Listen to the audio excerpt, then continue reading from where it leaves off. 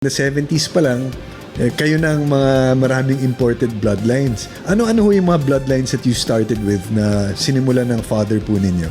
Actually, during the 60s, naging close sila ni Joe Good. So, puro Joe Good that time, no? Then, meron pang marami, Tom Wilson, Wayne Hallmark, and ang pinaka naging close niya talaga is Billy Abbott. Meron yung Bobby Shepherd na sinasabi. Ang ginagawa nun, si Billy Abbott, ang kinakausap ng tatay ko, then hahanap siya sa iba-ibang breeders kung ano yung mga nagpapanalo during that particular season. So, pag pumunta yung tatay ko sa Amerika, yun ang pupuntahan nila, kasama si Billy Abbott. Then, bago i-import, dadalhin muna kay Billy Abbott that time, no? Kasi nakaka-direct import naman, di man katulad ngayon na meron talagang importer.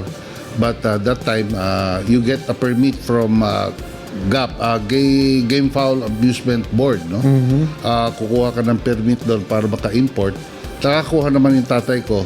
So, iba-ibang breeders ang nakukunan, pinagpipilian, lalagay kay Billy Abbott, pipilian din yung kay Billy Abbott. Siya? Final selection. Yes.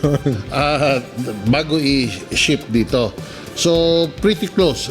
In fact, nagkasama ako doon sa kanya way back 1984. Sinama ako ng tatay ko.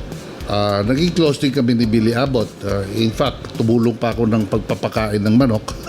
Kasi one day, one eat yung kanya doon. Ano? Ewan ko, paano ang sistema nila ngayon. More solid stories coming only here on Largana Podcast. Don't forget to follow, like, and subscribe.